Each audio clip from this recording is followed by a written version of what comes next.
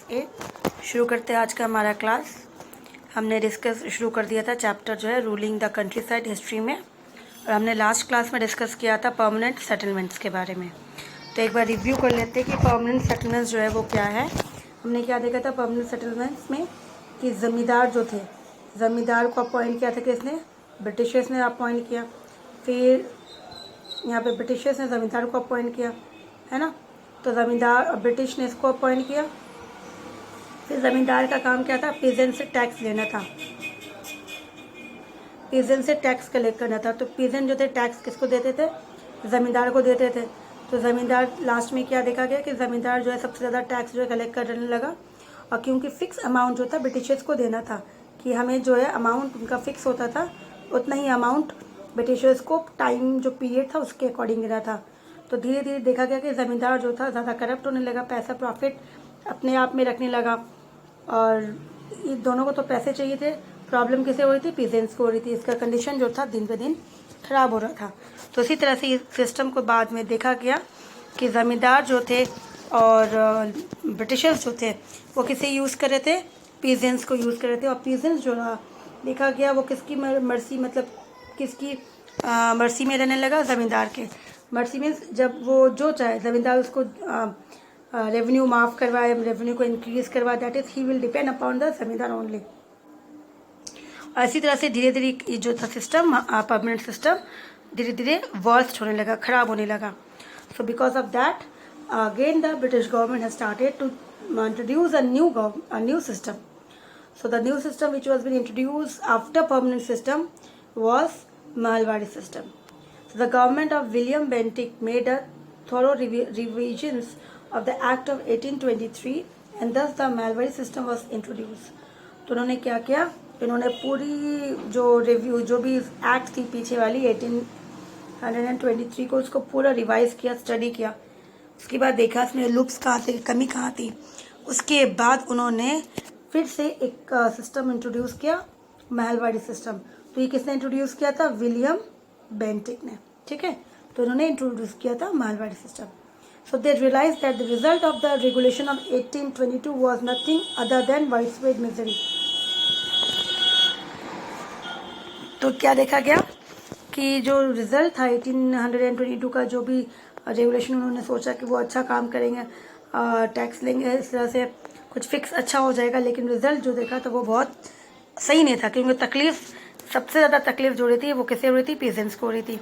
और ब्रिटिशर्स को कहीं ना कहीं लग रहा था कि उनके साथ भी धोखा हो रहा है, क्योंकि टैक्स ज़्यादा जो है यूज़ कौन कर रहा था? ज़मींदार यूज़ कर रहा था। सो आफ्टर प्रोलॉन्ग कंसल्टेशंस, बहुत अच्छा खासा इनके बीच में जितने से ऑफिसर्स थे ब्रिटिशर्स के, उनके बीच में उन्होंने कंसल्ट किया। फिर the government finally passed a new regulations in the year 1833. A new law has been introduced. So, he was introduced a new rules, new regulations in the year 1833. Now, the Malwari system of land revenue was introduced by Hall Mackenzie and Robert Merton Burts. So, the concept, जो उसकी ideas थी, who was given by, किसने revisions किया, किसने realise किया? It was introduced by William Bentinck. ये याद रखना, इसको रिवाइज किया गया था 1823 के जो रिविजन्स एक्ट थे उसको रिवाइज करने के बाद विलियम बेंटिक ने इंट्रोड्यूस किया था मालवाड़ी सिस्टम को, और उसके साथ साथ उनको लागू करवाया वापस। बहुत ज़्यादा डिस्कस करने के बाद वो सिस्टम, इस पैटर्न को उन्होंने तो इंट्रोड्यूस किया कि ये शुरू करना चाहिए। इसके बाद उन्होंने डिस्कशन जो हुआ तो उसके बाद वापस कौन मालवाड़ी सिस्टम जो थे उन्होंने बता दिया, लेकिन इसको प्रीवेंट मतलब लागू करवाया किसने? Holt Mackenzie and Robert Martin Bird ने। It plays a large part in making the system more flexible. उन्होंने शुरुआत की थी, इन्होंने और इसके ऊपर काम किया और इसे और फ्लेक्सिबल बनाया। फ्लेक्सिबल मतलब अकॉर्डिंग टू कि जो भी नीड्स होगा उसके अकॉर्डिंग इसको बनाना है।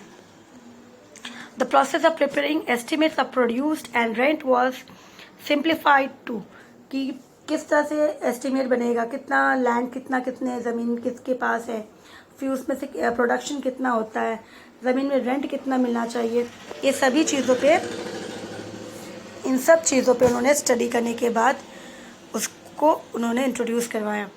It also introduce the fixation of the average rent for different classes of soil also.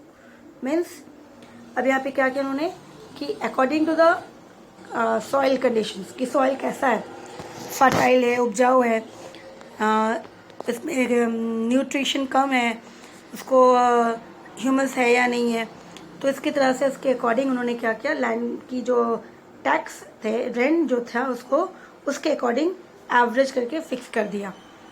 The process of measuring land, साथ साथ लैंड को मेजर करना, इसके पास कितनी ज़मीन है। तो the process of measuring land examining soil quality way improve further. तो इसके लिए इस चीज़ों को इंट्रोड्यूस किया गया इसमें कि मेजरमेंट, लैंड को मेजरमेंट करना है, सॉइल की क्वालिटी कैसी है इसको मेजरमेंट करना, बताना, टेस्ट करना है और उसके अंदर और इम्प्रूव करना है। तो इससे क्या होगा कि ज़्यादा अच्छा से अगर प्रोडक्शन होगा तो फार्मर्स के पास अनाज ज़्यादा होंगे, तो फिर उसके हिसाब से ब्रिटिशर्स को टैक्स भी अच्छा से मिलेगा। So the state demand was fixed at 66% of the rental value and the settlement was made for 30 years। तो इन्होंने कितना परसेंट बोला कि वो कितने परसेंट लेंगे रेंटल, जो भी मतलब एग्रीकल्चर लैंड मान लो इतना है, उसमें जो भी प्रोडक्शन होगा उसका कितना लेंगे, 66% वो लेंगे। और ये इसके हिसाब से उन्होंने कितने साल के लिए दे दिया गया, that was given for 30 years, ये रेंट उनको दे दिया गया। Mahalwari system one of the 3 main revenue system of land tenures in between India. क्या कहा जा रहा है, इस मालवाड़ी सिस्टम के अंदर 3 मेन रेवेन्यू सिस्टम रखा गया था, अलग अलग पार्ट के 3 पार्ट्स इसके अंदर डाले गए थे ना। तो पहला पार्ट क्या था, वर्ड मालवाड़ी इज। तो सबसे पहले आता है कि ये वर्ड, इन्होंने ये वर्ड क्यों चूज किया, इसके पीछे क्या है। तो the Malwadi word is derive from the Hindi Mahal meaning a house और बाय एक्सटेंशन अ डिस्ट्रिक्ट। तो इस तरह से कोई हाउस या फिर डिस्ट्रिक्ट हो जो बहुत बड़ा एरिया है। तो in this system the land was divided into महल। तो इसी तरह से लैंड को डिवाइड कर दिया गया महल के हिसाब से, डिस्ट्रिक्ट के हिसाब से। तो इसी तरह से महलवाड़ी सिस्टम हो गया। तो ईच महल कंप्राइजेज 1 और मोर विलेज। तो हर महल में कितने, एक विलेज हो या फिर एक से ज़्यादा हो। तो इसी तरह से ownership rights were vested with the peasants. अब इसकी जो ओनरशिप राइट्स थी कि वो किसको देंगे, ये जिसकी ज़मीन पीजेंट्स को दे दिया गया। The village committee was held responsible for collection of the taxes. तो इस बार महलवाड़ी सिस्टम में इन्होंने ज़मींदार को हटा दिया और किसको बना दिया, किसानों को खुद बना दिया गया ओनर, कि वो वहाँ पे राइट्स, वो खुद ज़मीन पे कल्टीवेट करेंगे। कल्टीवेट करने के बाद 66% जो है वो उनको फार्म किसको देंगे, ब्रिटिशर्स को देंगे। लेकिन कलेक्ट कौन करेगा, विलेज में एक कमेटी बना दी, कमेटी मेंबर। अब उस कमेटी मेंबर्स जो है वो कलेक्ट करेंगे सभी किसानों से, उसके बाद कलेक्ट करने के बाद वो ब्रिटिशर्स को देंगे। इस तरह से इस सिस्टम को इंट्रोड्यूस किया गया। फिर तीसरा सिस्टम, एक और सिस्टम इंट्रोड्यूस किया गया, रटवाड़ी सिस्टम। नाउ अगेन इसमें क्या था, the Ryotwari system was a land revenue system in British India. ये भी लैंड रेवेन्यू सिस्टम है, सेम जैसे हमने पढ़ा था मालवाड़ी सिस्टम, ये रटवाड़ी सिस्टम। इसके पहले हमने परमानेंट सिस्टम पढ़ा था। सो इंट्रोड्यूस बाय किसने इंट्रोड्यूस किया, इंट्रोड्यूस बाय थॉमस मोनरो। इन्होंने इंट्रोड्यूस किया था 1820 में, इसने किया 1820 में। Based on system administered by captain Alexander रे इन द बारामहल डिस्ट्रिक्ट। तो इन्होंने क्या बोला कि ये एडमिनिस्ट्रेटिव सिस्टम जो थे, ये इसके ऊपर स्टडी किसने किया, अलेक्जेंडर, कैप्टन अलेक्जेंडर रीड, उसने रीड किया बारामहल डिस्ट्रिक्ट, उसके हिसाब से क्या नीड्स है नहीं है according to the area. It allow the government to deal directly with the cultivator was called rut for revenue collection and gave the peasant freedom to give up or acquire new land for cultivation। तो just वैसे ही है जैसे अपनी हमने पढ़ा था Mahalwari system, वैसे ही इसमें क्या किया, गवर्नमेंट ने डायरेक्टली क्या किया, किसानों को, कल्टिवेटर जो किसान कल्टिवेट खेती करे उसको दे दिया ज़मीन, जिसको उन्होंने नाम दिया रट, ताकि वो खुद कलेक्ट करेंगे रेवेन्यूज़। एंड पीजेंट्स को राइट है कि वो चाहे तो ज़मीन ले ले, उसमें ज़मीन में अपनी एग्रीकल्चर्स करे या ना करे। गिव अप भी कर सकते हैं या फिर ज़मीन ले भी सकते हैं कि हमें ज़्यादा ज़मीन चाहिए ताकि हम ज़्यादा एग्रीकल्चर उसमें करेंगे। तो इसी तरह से उसे कल्टिवेटर जो थे उसको नाम दिया कि रट। तो इसी तरह से रटवारी सिस्टम नाम पड़ गया इसका। The peasant was assess for only the land he was cultivating. तो उसके पास वही ज़मीन है जो वो कल्टिवेट कर रहा है। The revenue was fix according to the fertility of the soil.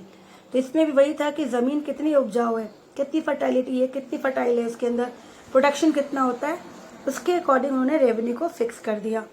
So in Ryotwari system the ownership right were handed over the peasant. तो इसमें भी हमने देखा कि ओनरशिप जो था वो किसको दिया गया, पीजेंट्स को ही दिया गया, same as Mahalwari system. British government collected tax directly from the peasants. उन्होंने पीजेंट्स से डायरेक्टली टैक्स कलेक्ट करना शुरू किया। The revenue rates of Ryotwari system were 50% where the land were dry. जहाँ पे जो है लैंड जहाँ पे मतलब रेवेन्यू जिस एरिया में पानी कम होती है तो वहाँ पे प्रोडक्शन कम होता है, तो उस एरिया में 50% टैक्स लेंगे। और जिस एरिया में इरिगेशन है, जहाँ पे पानी नहीं होने पर भी पानी की व्यवस्था है, इरिगेशन है, कैनल्स के थ्रू पानी आता है, उस एरिया में वो 60% का टैक्स लेंगे। तो इसी तरह से ये शुरुआत की गई। तो ये जो है परमानेंट सिस्टम के बाद रटवाड़ी सिस्टम आती है, उसके बाद आना चाहिए था महलवाड़ी सिस्टम। ठीक है, तो ये आगे पीछे उसमें कुछ नहीं है क्योंकि इसमें आप देख लो ये मेन जो 1820 इस तरह से। तो लगभग Ryotwari system and Mahalwari systems are same, but it was introduced by different administrator rulers. और हमने देखा था महलवाड़ी सिस्टम में रेवेन्यू सिस्टम कलेक्ट करने के लिए उन्होंने 3 सिस्टम बनाया था। ठीक है ना, कलेक्ट करने के लिए 3 मेन रेवेन्यू सिस्टम था, उसके अकॉर्डिंग उन्होंने शुरुआत की थी। अब आता है इम्पैक्ट ऑफ रेवेन्यू सेटलमेंट्स, कि अब इनका जो प्रभाव कैसे पड़ा। Under British rule peasants survive in a very little income. Britishers के समय में किसानों के पास 60% 66% जो दे रहे थे, तो उनके पास बचता कितना था, जिसमें वो पूरे साल उनको चलाना पड़ेगा। तो उनको सर्वाइव करना बहुत इतने कम पैसे में बहुत मुश्किल होता था। The permanent settlement did not improve the situation. जब ये परमानेंट सेटलमेंट गवर्नमेंट ने शुरू की तो उनकी कंडीशन इम्प्रूव हुई नहीं, उल्टा और ख़राब हो गया। They were left to the mercies of the zamindar who raise rent to unbearable limits, compel them to pay illegal dues and to perform forced labors of beggar and oppress them in diverse other ways। तो देखा गया जमींदार जो थे उनकी रहम पे, उनकी दया पे छोड़ दिया गया कि अगर जमींदार दया करेंगे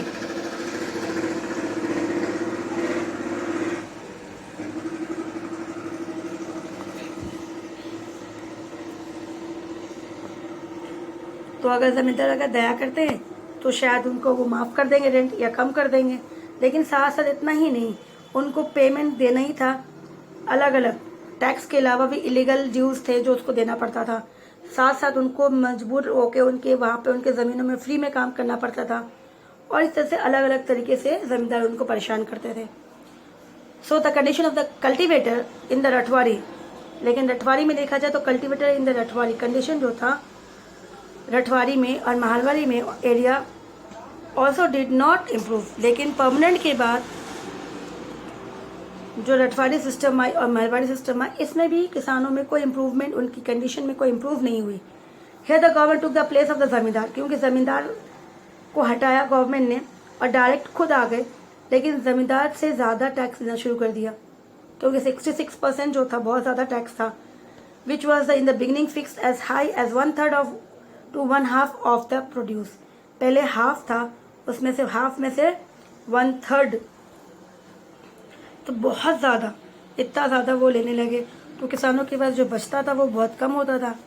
the revenue system loan taken to pay revenue. अब किसान को अगर एग्रीकल्चर करना है, उनके लिए उनको सीड्स खरीदना है तो वो लोन लेते थे। और लोन लेने के लिए कभी कभी टैक्स पेमेंट नहीं, अगर वो अनाज सही नहीं हुआ, फसल खराब हो गया, तो फिर उनको ज़मीन पीजेंट्स को क्या करना पड़ता था, they have to take loan from the landlords ताकि वो उनको पेमेंट कर सके ब्रिटिशर्स को। Money lender, zamindar and the government they are making their condition worsen day by day. तो मनी लेंडर जो उनको लोन देते थे तो उनसे वो रेट ऑफ इंटरेस्ट बहुत ज़्यादा लेते थे, ज़मींदार भी, गवर्नमेंट भी। तो कहीं ना कहीं हर तरफ से जो थे वो परेशान उनको कर रहे थे। कहीं ना कहीं सभी लोग जो थे किसे लूट रहे थे, किसानों को लूट रहे थे। तो दिन पर दिन उनकी जो कंडीशन थी वो बहुत ज़्यादा ख़राब हो रही थी, वर्सन जा रही थी। With no crops, no money, under a heavy depth, उनके पास कोई अनाज नहीं, कोई पैसे नहीं, और दूसरी उनके पास सर के ऊपर कर्ज, क्योंकि उन्होंने कर्ज लिया था कि पिछले साल अगर उन्होंने टैक्स नहीं दे पाए तो उन्होंने लोन ले लिया था कि ब्रिटिश को वो टैक्स दे सके।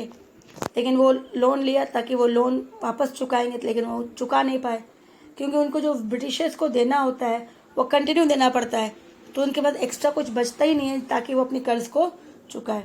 सो दे वर फोर्स्ड टू सेल दिया। तो अल्टीमेटली वो उसको क्या करना पड़ता था, मजबूर होके अपनी ज़मीन को जो है वो बेच देते ताकि वो कर्ज चुका सके। होम दे कंसिडर, जिसको वो अपनी माँ मानते थे। तो इसी तरह से देखा गया ब्रिटिशर्स के समय में जो कंडीशन थी प्रेजेंट्स की, वो दिन पर दिन अच्छी नहीं हुई और ख़राब होती गई।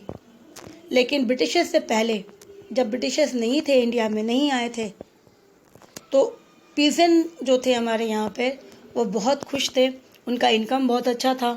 राजा को टैक्स देते थे, वो भी बहुत कम देना पड़ता था। अगर जिस साल फसल नहीं हुआ, ख़राब हो गया, तो राजा उनको माफ़ कर देते थे। तो इसी तरह से उनका कंडीशन अच्छा था। लेकिन ब्रिटिशर्स आने के बाद कहा गया कि इनका कंडीशन इतना ख़राब हुआ कि लास्ट में उनको ज़मीन बेचनी पड़ी कर्ज चुकाने के लिए।